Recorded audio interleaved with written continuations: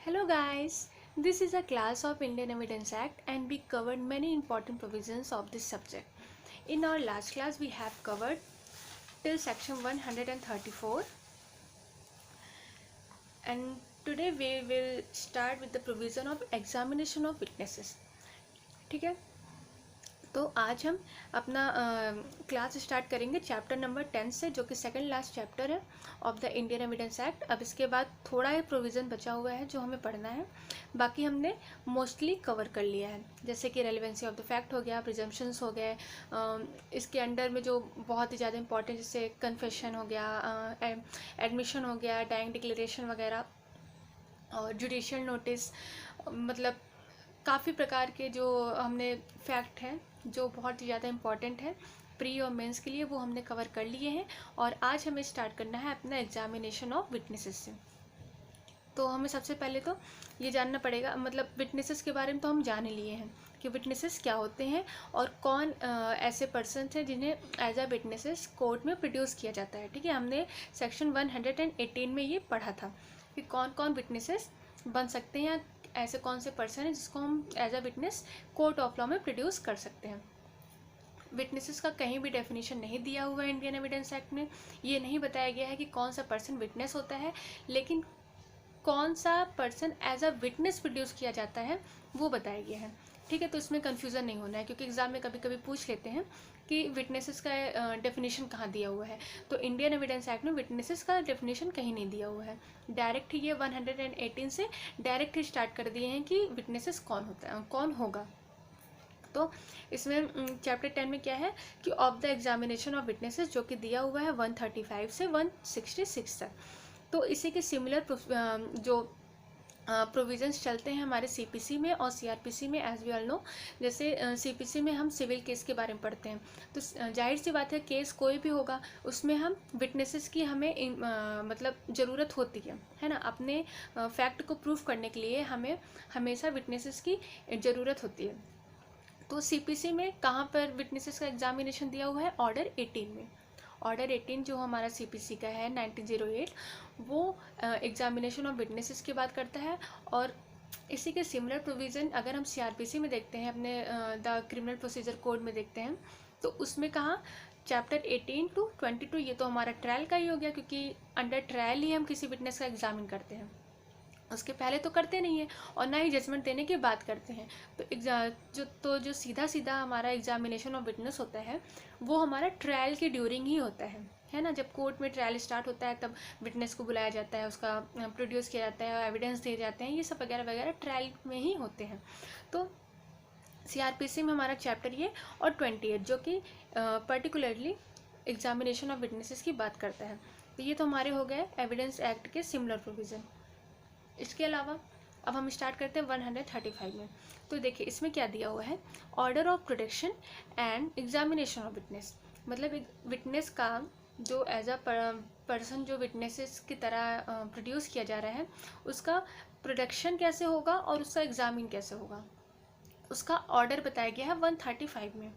ठीक है, तो यहाँ पे क्या है कि shall be regulated by the law, मतलब जैसा कि लॉ में लिखा हुआ है। अगर हम सीपीसी के अंदर, अगर हम किसी सिविल केस के अंदर किसी विटनेस को एग्जामिन कर रहे हैं तो जाहिर सी बात है वो सीपीसी के अकॉर्डिंग किया जाएगा। अगर हम किसी क्रिमिनल केस में विटनेस को एग्जामिन कर रहे हैं तो वो कैसे किया जाएगा, एज अ सीआरपीसी। मतलब जैसे हमको लॉ ने प्रिस्क्राइब किया है, जैसे in the manner of law, हम वैसे ही विटनेसेस को क्या कहते हैं एग्जामिन करेंगे। और ये डिस्क्रिशन ऑफ द कोर्ट होता है, मतलब मैंडेटरी नहीं है। अगर कोर्ट चाहे तो विटनेसेस, अगर उसको लग रहे हैं कि नहीं ये विटनेसेस नहीं काम के हैं, तो वो मना कर सकता है कि इसको आप प्रोड्यूस मत करिए, अगर काम के हैं तो करिए। तो ये हमारा 135 में ये होता है। अब 136 में क्या है, तो ये इम्पॉर्टेंट है, मतलब मेंस के पर्पज़ से बहुत ज़्यादा इम्पॉर्टेंट है और प्री में इसका इतना रेलिवेंट नहीं है, लेकिन है, इसे हमें समझ ही लेना चाहिए कि इसमें बोला क्या गया है। तो इसमें है just to decide as to admissibility of evidence. यहाँ पे एडमिसिबिलिटी ऑफ एविडेंस की बात की जा रही है कि ऐसा कौन सा एविडेंस है जो एडमिशन, मतलब जिसका जो रेलिवेंट होगा, जिसकी एडमिसिबिलिटी है, और ये डिसाइड कौन करेगा, जज करेगा। मतलब अगर जज के सामने कोई एविडेंस ला रहा है, ईदर पार्टी यहाँ पे बोला गया है, तो यहाँ पे डिफेंडेंट प्लेंटिव दोनों की बात की गई है, या एग्रीव्ड पार्टी और एक्यूज्ड दोनों की बात की गई है। तो अगर कोई भी पार्टी अपने फैक्ट को as a evidence court of law में प्रोड्यूस कर रहा है, तो कोर्ट उससे ये पूछ सकती है किसका मतलब इस एविडेंस को आप क्यों कर रहे हैं, आप क्यों प्रोड्यूस कर रहे हैं, इसका रेलिवेंट क्या है, इसकी रेलिवेंसी क्या है हमारे केस में। तो ये जज पूछ सकते हैं उनसे, ठीक है। तो ये हमारा 136 का पैरा नंबर 1 है। देखो इसमें जो हमारा ये एडमिसिबिलिटी ऑफ एविडेंस है, इसको हम 3 पार्ट में डिवाइड करते हैं। पैरा 1 हमने पढ़ लिया कि जो ऑनेबल जज है वो पूछ सकते हैं कि आप जो ये हमारे सामने एविडेंस प्रोड्यूस कर रहे हैं ये किस काम के हैं, या ये किस पर्पस से रेलिवेंट है फैक्ट से। अब इसका हमें जो सेकंड पैरा है, देखिए सेकंड पैरा क्या बोल रहा है, if the fact propose to be proved is one of which evidence is admissible only upon proof of some other fact। मतलब evidence is admissible only upon proof of some other fact, such last mentioned fact must be proved। यहाँ पे ये बोला गया है कि as a example हम समझते हैं कि 2 फैक्ट हैं, ठीक है, यानी 2 ऐसे एविडेंस हैं जिसको कोर्ट ऑफ लॉ में प्रोड्यूस करना ज़रूरी है, लेकिन एक पहला फैक्ट है, एक दूसरा फैक्ट है। तो जो दूसरा फैक्ट है ये रेलिवेंट फैक्ट है, ये बहुत ही इंपॉर्टेंट फैक्ट है केस को प्रूव करने के लिए। लेकिन जो पहला वाला फैक्ट है ये इतना रेलिवेंट नहीं है, क्योंकि अगर हम दूसरा प्रूफ कर देंगे तो पहला वाला ऑटोमेटिक प्रूफ हो जाएगा। ऐसी सिचुएशन जब बनती है तो पैरा नंबर 2 में यही बोला गया है कि कोर्ट को अगर ये सही लगता है या वो सेटिस्फाइड है तो कोर्ट वहाँ पे अंडरटेकिंग दे सकता है कि ठीक है आप मतलब पहले जो दूसरा फैक्ट है, जो रेलिवेंट फैक्ट है इस केस के रिगार्डिंग, आप उसको प्रोड्यूस करिए और उसी के चलते पहला वाला भी प्रोड्यूस हो जाना है। तो ये यहाँ पे कोर्ट की डिस्क्रिप्शन का बताया गया है। अब हम आते हैं थर्ड पार्ट में। थर्ड पार्ट में क्या है, if the relevancy of one alleged fact depend upon another alleged fact. अब यहाँ पे दोनों देखिए, वन एलिजेड फैक्ट दूसरा भी एलिजेड फैक्ट, मतलब यहाँ पे अगर कोई भी डिस्प्यूटेड फैक्ट है तो जाहिर सी बात है वो दोनों ही रेलिवेंट फैक्ट हैं। पहले वाले में हमने क्या पढ़ा कि पहला वाला रेलिवेंट नहीं था, दूसरा वाला रेलिवेंट फैक्ट था, लेकिन तीसरे पैरे में हम पढ़ रहे हैं कि जो दोनों ही रेलिवेंट फैक्ट हैं, पहला भी दूसरा भी। तो यहाँ पे जज ये इंश्योर कर सकते हैं, उनका ये डिस्क्रिप्शन होता है कि आप दोनों में से कोई भी रेलिवेंट फैक्ट पहले प्रोड्यूस कर दीजिए। वो कोर्ट के डिस्क्रिप्शन के ऊपर होता है कि दोनों ही अगर रेलिवेंट फैक्ट है तो आप चाहे तो दूसरा पहले प्रूफ कर दीजिए, या चाहे तो आप पहला रेलिवेंट फैक्ट पहले प्रूफ कर दीजिए। तो ये हमारा है थर्ड। तो जो थर्ड है यहाँ पे दोनों ही रेलिवेंट फैक्ट होता है, और ये जो एक्सेप्शन होता है हमारा पैरा नंबर 1 पैरा नंबर 2 का। इसके जितने भी इलस्ट्रेशंस हैं ये ज़्यादा मतलब इम्पॉर्टेंट है, सीधे सीधे एग्जाम में पूछे जाते हैं। अब हम आते हैं 137 में। अब 37 में क्या है, एग्जामिनेशन कैसे होता है। अभी तक हमने पढ़ा कि कोर्ट का कहाँ कहाँ डिस्क्रिप्शन होता है, या विटनेसेस को कैसे कैसे उनका प्रोटेक्शन कैसे करना, उनका एग्जामिन कैसे करना है, ये सब बताया गया है as a prescribe manner by law, ठीक है। लेकिन 137 में हमको बताया गया है कि कितने प्रकार के एग्जामिनेशन होते हैं। अगर किसी पर्सन का एज अ विटनेस एग्जामिन करना है तो उसको कितने कैटेगरी में या कितने पड़ाव में गुजरना पड़ेगा। तो यहाँ पे मेनली 3 एग्जामिनेशन है। पहला क्या है, एग्जामिनेशन इन चीफ, दूसरा है क्रॉस एग्जामिनेशन, तीसरा है री एग्जामिनेशन। सिर्फ 3 ही एग्जामिनेशन होते हैं, चौथा नहीं होता। जैसे एग्जाम में ना कभी कभी पूछ लेते हैं कि री क्रॉस एग्जामिनेशन भी दिया है इंडियन एविडेंस एक्ट में, जो कि होता है ना। वो तो हम नॉर्मल जानते हैं कि जब पूछताछ होती है मतलब एग्जामिनेशन होता है, कोई क्रॉस कर रहा है, कोई री कर रहा है, ये चलता रहता है। लेकिन जो मेनली होते हैं वो सिर्फ 3 होते हैं, या तो एग्जामिनेशन चीफ, क्रॉस एग्जामिनेशन और री एग्जामिनेशन, ठीक है। तो 37 में ये बताया गया है कि जो the examination of witness by the party who calls him shall be called his examination chief. यानी एग्जामिनेशन चीफ पहला एग्जामिनेशन का पहला फेज है, जिसमें कि जो विटनेस है वो उसी के द्वारा एग्जामिन किया जाता है जिसके द्वारा वो बुलाया गया है। यह हो गया हमारा examination of chief. Cross examination हमेशा एडवर्स पार्टी करता है, हमेशा अदर पार्टी करता है, यानी जो उसके अगेंस्ट पार्टी आई है, जैसे अगर प्लेंटिफ की तरफ प्लेंटिफ का विटनेस है तो उसका क्रॉस एग्जामिनेशन कौन करेगा, डिफेंडेंट का विटनेस, मतलब डिफेंडेंट की पार्टी करेगी, ठीक है। तो ये हमारा क्रॉस एग्जामिनेशन होता है। अब री एग्जामिनेशन में क्या है, तो री एग्जामिनेशन ये सबसे लास्ट का एग्जामिनेशन होता है और ये वही पार्टी करती है जो कि उसको बुलाई गई रहती है ना। यानी प्लेंटिफ की पार्टी अगर कोई विटनेस बुला रही है, तो अगर प्लेंटिफ की पार्टी कोई विटनेस बुला रही है तो जो प्लेंटिफ का प्लीडर होगा वो पहले उसका एग्जामिनेशन अचीव करेगा, फिर डिफेंडेंट का प्लीडर उसका क्रॉस एग्जामिनेशन करेगा, फिर अगेन जो सब्सिक्वेंट उसके बाद में होता है वो फिर से री एग्जामिनेशन होता है, जो कि फिर से प्लेंटिफ का ही काउंसिल करता है। तो ये हमारा हो गया 137, ये प्रोविज़न बेस बहुत इंपॉर्टेंट है। अब आते हैं हम 138 में। इसमें क्या है, ऑर्डर ऑफ एग्जामिनेशन। अब ये जो तीनों एग्जामिनेशन हमने देखे, इसका ऑर्डर मतलब ये इसका ऑर्डर क्या होगा वो हमको 138 में होता है, पता चलता है। तो यहाँ पे पहले यही है कि सबसे पहले जो फर्स्ट होता है वो एग्जामिनेशन एंड चीफ होता है, फिर उसके बाद क्रॉस एग्जामिनेशन होता है, फिर उसके बाद री एग्जामिनेशन होता है। यानी ये लाइन वाइज ही चलता है। ऐसा नहीं है कि आप पहले किसी का क्रॉस एग्जामिनेशन करवा दीजिए फिर एग्जामिनेशन चीफ। तो एग्जामिनेशन चीफ हमेशा ही पहले होता है, उसके बाद क्रॉस एग्जामिनेशन होता है और फिर उसके बाद री एग्जामिनेशन होता है। ये इसका जो लाइनिंग है ये याद रखिएगा, इम्पॉर्टेंट है। फिर हम आते हैं अपने 138 में, इतना ही इंपॉर्टेंट है, ज़्यादा इसमें डीपली जाने की ज़रूरत नहीं है।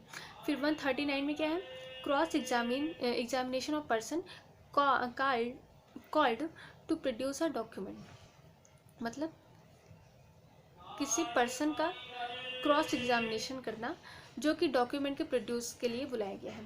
अगर इसमें यही बोला गया है कि अगर किसी पर्सन को समन किया गया है, पर्टिकुलरली समन किया गया है कि आप किसी डॉक्यूमेंट के कोर्ट ऑफ लॉ में प्रोड्यूस करिए।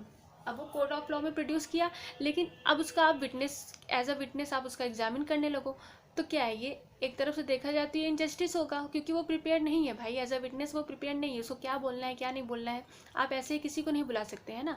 तो एक तो हम ये भी जानते हैं कि अगर कोर्ट ऑफ लॉ में हमको एक विटनेस की लिस्ट देनी पड़ती है, किसी भी केस में विटनेस की लिस्ट हमको पहले से ही कोर्ट में देनी पड़ती है कि हमारे केस में ये विटनेस आने हैं, है ना।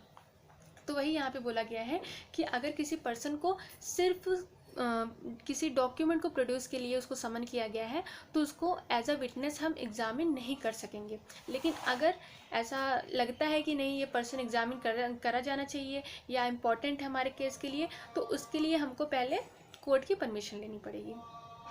मतलब हमें पहले कोर्ट को बताना पड़ेगा कि इस पर्सन को हम एज अ विटनेस बुलाना चाहते हैं, तब आप उसका क्रॉस एग्जामिन कर सकते हैं। फिर हम आते हैं ये 139 इसलिए इम्पॉर्टेंट है, यहाँ पे ये पूछा जाता है कि पर्सन को अगर किसी डॉक्यूमेंट के प्रोड्यूस के लिए बुलाया गया है तो क्या वो एज अ विटनेस एग्जामिन किया जाता है कि नहीं। तो यहाँ पे आंसर होगा नहीं किया जाएगा, अनलेस एंड अनटिल कोर्ट की परमिशन यहाँ पे लगती है। फिर यहाँ पे आता है कि 140, इसमें क्या है, witnesses to character. Witnesses to character में be cross examine and re examine. तो ये एक तरफ से देखा जाए तो हमारा एक्सेप्शंस भी है, जैसे कि हम जानते हैं कि कैरेक्टर को केस में नहीं इंक्लूड किया जाता है ना। सिविल हो या क्रिमिनल हो, क्रिमिनल में तो बिल्कुल ही कैरेक्टर को नहीं यूज़ किया जाता है किसी भी कन्विक्शन के लिए। तो यहाँ पे ये बोला गया कि अगर बात कैरेक्टर पर ही हो रही है तो वहाँ पर हम विटनेसेस के कैरेक्टर को भी क्रॉस एग्जामिन और री एग्जामिन कर सकते हैं। मतलब वहाँ पे पूछ सकते हैं कि आप ये कर रहे हैं, आप वो वहाँ जाते हैं, आप यहाँ जाते हैं, मतलब एज अ कैरेक्टर आप समझ लीजिए कि जो बातें कैरेक्टर के लिए होती हैं वो हम यूज़ कर सकते हैं क्रॉस एग्जामिन और री एग्जामिनेशन में। फिर हम आते हैं 141 पे। इसमें क्या है, लीडिंग क्वेश्चन। अब देखिए ये पहली बात तो जितने भी छोटे छोटे क्वेश्चन हैं ये डायरेक्ट क्वेश्चन उसमें प्रोविज़न बेस पे एग्ज़ाम में आते हैं। इसका सेक्शंस बहुत ज़्यादा इंपॉर्टेंट है। तो 141 में क्या है, लीडिंग क्वेश्चन। अब लीडिंग क्वेश्चन क्या होते हैं, any question suggesting the answer. मतलब कोई भी क्वेश्चन जो कि अपना आंसर खुद ही सजेस्ट कर रहे हैं, और ये नॉर्मली यस और नो में ही देना होता है। जैसे कि क्या आप इस दिन दिल्ली में थे, क्या आप इस दिन या उस होटल में थे, है ना। तो क्या अगर लग दिया तो आपको हाँ या ना में ही जवाब देना है, यानी आपके क्वेश्चन में ही आपका आंसर छिपा हुआ है। तो उसे ही हम क्या कहते हैं, लीडिंग क्वेश्चन कहते हैं, जो कि 141 में दिया हुआ है। अब 142 43 किस लिए इंपॉर्टेंट हो जाता है कि लीडिंग क्वेश्चन कब पूछा जाएगा, कब नहीं पूछा जाएगा। तो 142 में बताया गया है कि जो ये हमारा लीडिंग क्वेश्चन है ये कब नहीं पूछा जाएगा।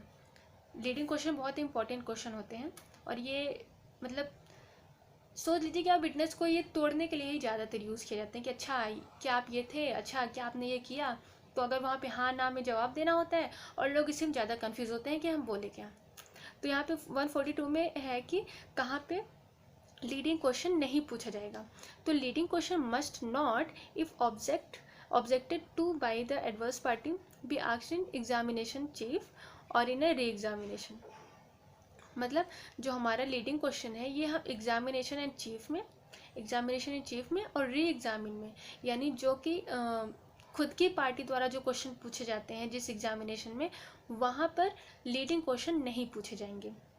एक्सेप्शंस भी यहाँ दिए हुए हैं with the permission of court, लेकिन अगर परमिशन ऑफ द कोर्ट है, यानी आपको कोर्ट की परमिशन है, तो आप पूछ सकते हैं। क्योंकि ये तो हर जगह एक्सेप्शन होता है कि कोई भी काम हो, अगर आपको मतलब लॉ में लिखा है कि नहीं हो सकता है, लेकिन अगर आपको कोर्ट की परमिशन मिल गई है तो आप करो।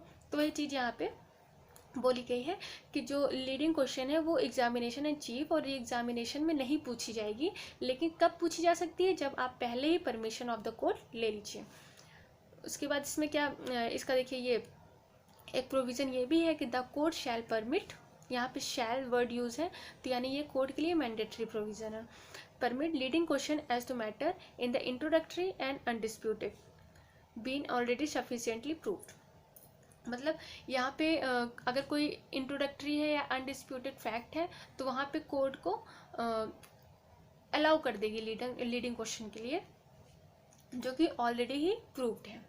फिर आते हैं 143 में, इसमें क्या है, when they may be asked, मतलब लीडिंग क्वेश्चन की ही बात हो रही है कि ये कब पूछे जाएंगे। तो leading question may be asked in cross examination. तो लीडिंग क्वेश्चन मोस्टली कहाँ पूछे जाते हैं, अगर हम कहें तो जो लीडिंग क्वेश्चन होते हैं वो मोस्टली हमारे क्रॉस एग्जामिन में पूछे जाते हैं। तो ये हो गया हमारा 143, और ये 140 से लेके 143 तक सीधे सीधे मतलब बेस पे आते हैं, प्रोविज़न बेस पे आते हैं, सेक्शन बेस पे क्वेश्चन आते हैं। फिर हम बात करते हैं 140